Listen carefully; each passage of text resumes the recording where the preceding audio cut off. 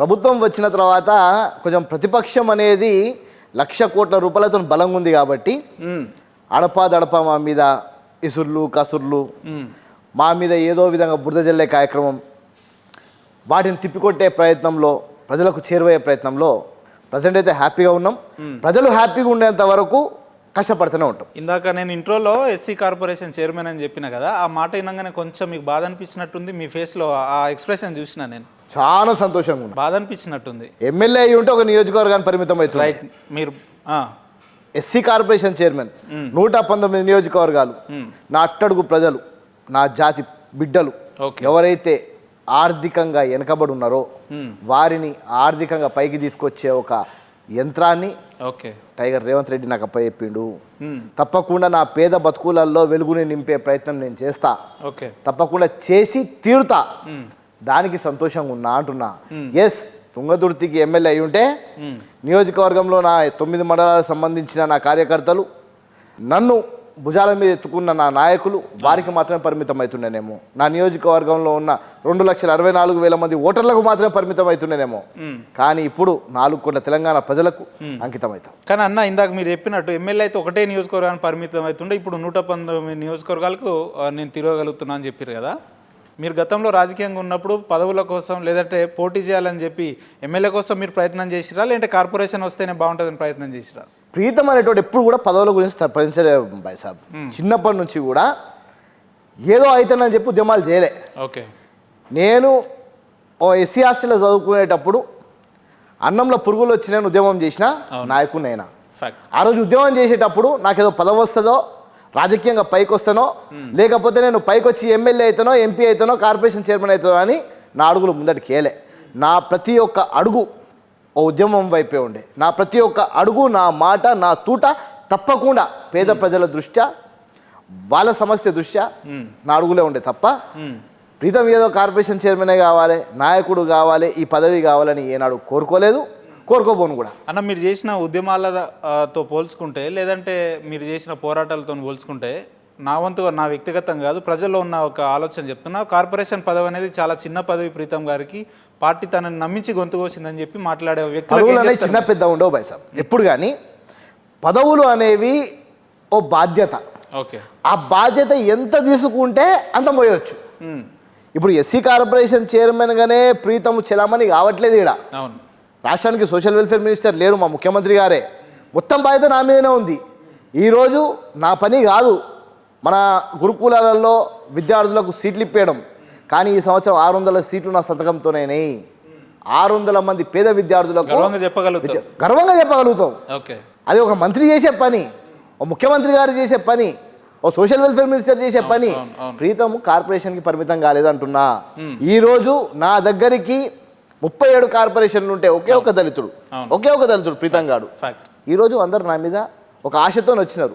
నా బాధ్యత కార్పొరేషన్ పదవిగా చిన్నదైనా పెద్దదైనా నేను మోసే బాధ్యత తప్పకుండా నా పార్టీ కార్యకర్తలు, పేద ప్రజలు నా దగ్గరికి వచ్చిన ప్రతి ఒక్కరికి సాయం చేయడం, ఇది ప్రీతంగా నైజం. తప్పకుండా చేస్తాం కూడా. నమ్మకం ఉందా? మీరు పదవి కాలం దిగిపోయేసరికి వీలైనంత వరకు మీ వంతు సహకారం ప్రజలకు శాతనైనంత చేస్తాం. మరీ ఎక్కువ బరువు అయితే మోయలేం. శాతమైనంత చేస్తాం.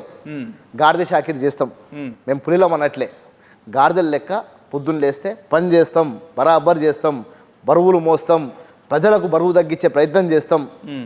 తప్పకుండా నాకు ఒక భరోసా ఉంది. నా పదవీ కాలం లోపట కాంగ్రెస్ పార్టీ ప్రభుత్వంలో ఉన్నంత వరకు తప్పకుండా పేద ప్రజలలో వాళ్ళ కళ్ళల్లో ఆనందం చూస్తారు మాత్రం నాకు నమ్మకం ఉంది. కార్పొరేషన్ చైర్మన్ అయిన తర్వాత గతంలో ఉన్నట్టు ప్రజలకు మీరు సమయం ఇస్తలేరు, లేదంటే మీ అనుచరులకు కావచ్చు, మీ అభిమానులకు కావచ్చు ఛాన్స్ లేదు అని చెప్పి మాట్లాడుతున్నారు. ఒక్కరి దగ్గర అనిపించండి ప్రీతం టైం ఇవ్వడని. పొద్దున 6:30 నుంచి మొదలు పెడితే 6:30 నుంచి మొదలు పెడితే ఏ రోజన్నా కానీ వచ్చి క్రాస్ చెక్ చేసుకోండి. సడన్ గా మీ కెమెరాలు పట్టుకొని రండి. 6:30కు 1 నిమిషం అటు ఇటు కాదు. మీరు ఆన్ రికార్డ్ చెప్తున్నారు. ఆన్ రికార్డ్ చెప్తున్నా. ఒకరోజు గెలవాల్సి వస్తుంది. ఆన్ రికార్డ్ చెప్తున్నా.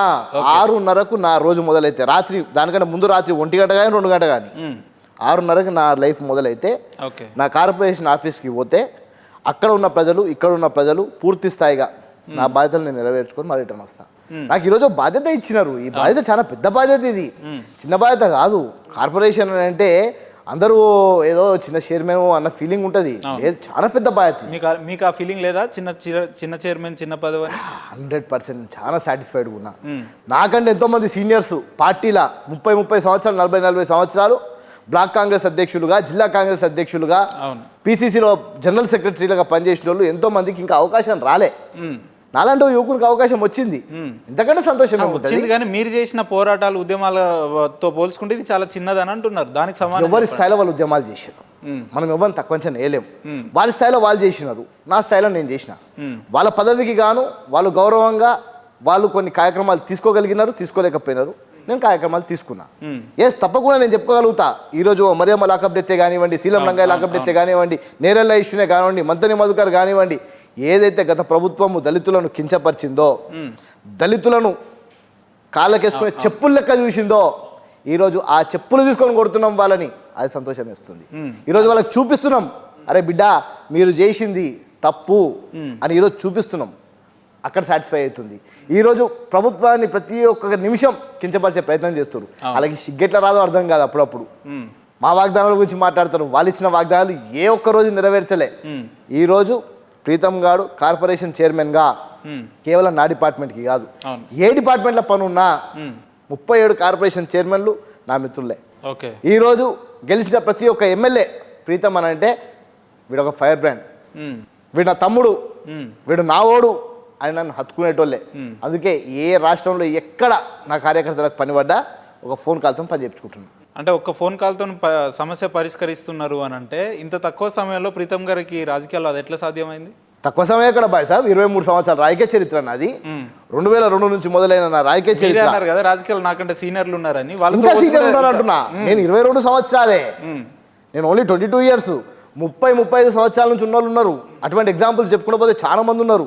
మా గాంధీ భవన్ అనే మా కుమార్రావు ఉన్నాడు, పాపం 40 సంవత్సరాల నుంచి రాజకీయంలో ఉన్నాడు, ఇంతవరకు మరి ఏం కార్పొరేషన్ చైర్మన్ కాలేదే. అట్లాంటి వాళ్ళు ఎంతో మంది ఉన్నారు. ఇంకా మా వి హనుమంతరావు గారు పిసిసి అధ్యక్షుడు చేసినాడు, యూత్ కాంగ్రెస్ అధ్యక్షుడు చేసినాడు, ఈరోజు ఇంకేం పదవి లేదే ఇంకా. సో నేను అనేది ఏంటంటే, ఇంకా చాలా మంది సీనియర్స్ ఎవరైతే కాంగ్రెస్ పార్టీలో పనిచేసినారో వారికి నాకు వచ్చిన అవకాశం కూడా ఇంకా రాలేదు. నేను సంతోషంగా ఉన్నా, చాలా సంతోషంగా ఉన్నా. చాలామంది బయట కార్పొరేషన్ చైర్మన్లు అందరూ కూడా చాలా సంతృప్తితో ఉన్నారు. కార్పొరేషన్ చైర్మన్లకు నిధులు లేవంట, కార్పొరేషన్ చైర్మన్లకి అందరూ కార్పొరేషన్ చైర్మన్లు కూడా ఈరోజు గర్వంగా బతుకుతున్నారు, హ్యాపీగా ఉన్నాం మేమంతా. కేవలం ఇవి ఈ మాటలన్నీ కెమెరాల ముందేనా, ప్రాక్టికల్ గ్రౌండ్ లో రియాలిటీ కూడా అట్లే ఉందా? ప్రతిపక్షాలు ఏం చేస్తున్నాయంటే చాలా స్మార్ట్గా ప్రజల వ్యతిరేక పక్కన పెడితే పార్టీలనే వ్యతిరేకత ఉందనేది ఒకటి క్రియేట్ చేస్తారు. ప్రభుత్వాలు తన బాధ్యతని సక్రమంగా నిర్వర్తిస్తే ప్రతిపక్షాలకు అవకాశం ఎక్కడ ఉంటుంది? ప్రభుత్వ బాధ్యతను గుర్తు చేయాల్సిన ప్రతిపక్షమే ఫామ్ హౌస్లో వండుకుంటే పులి వస్తుంది, బోన్ల నుంచి వస్తుంది, వేటాడుతుంది. ప్రతిపక్షము తన పాత్ర, ప్రజలు వాళ్ళకి ఇచ్చిన పాత్ర, ప్రభుత్వము చేసే తప్పిదాలను కానీ ప్రభుత్వాలు చేసే చర్యను కానీ ఎత్తి చూపెట్టాలి. అరే ప్రతిపక్ష నాయకుడే లేడే, ప్రతిపక్ష నాయకుడే ఫామ్ హౌస్కి పరిమితం అయింది. వచ్చి కొంత సమయం అయింది, వాళ్ళకి కొంత సమయం ఇద్దామని మేము 11 నెలలు కొంత సమయం అవుతుందా వాళ్ళకి?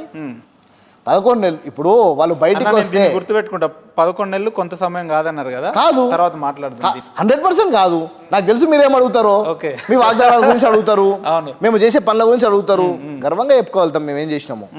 ఎవడు చేయలేంది చేసినామంటున్నా, ఎవడు చేయలేని చేసినామంటున్నా. కేవలం గత ప్రభుత్వాలు కాలయాపన చేసినాయి, ఉన్న నిధులను పూర్తి స్థాయిగా వాళ్ళ జేబులలో వేసుకున్నాయి, అవసరం లేని వాటికి రుణాలు తెచ్చినాయి. ఆనాడు తీసుకున్న అప్పు ఈనాడు ఈఎంఐ స్టార్ట్ అయింది. అంటే 10 సంవత్సరాల క్రితం లోన్ తీసుకున్నాడు, ఈఎంఐ ఎప్పటి నుంచి కడతావురా అంటే 10 సంవత్సరాల తర్వాత అని చెప్పి ఇప్పటి నుంచి ఈఎంఐ పెట్టిండు. మేము ఈఎంఐలు కడుతున్నాం వాళ్ళు తీసుకున్న లోన్లకి. అప్పులు చేసింది వాళ్ళు, లోన్లు కట్టేది మేము, రాజభోగాలు అనుభవించింది వాళ్ళు, షాకిరి చేసేది మేము.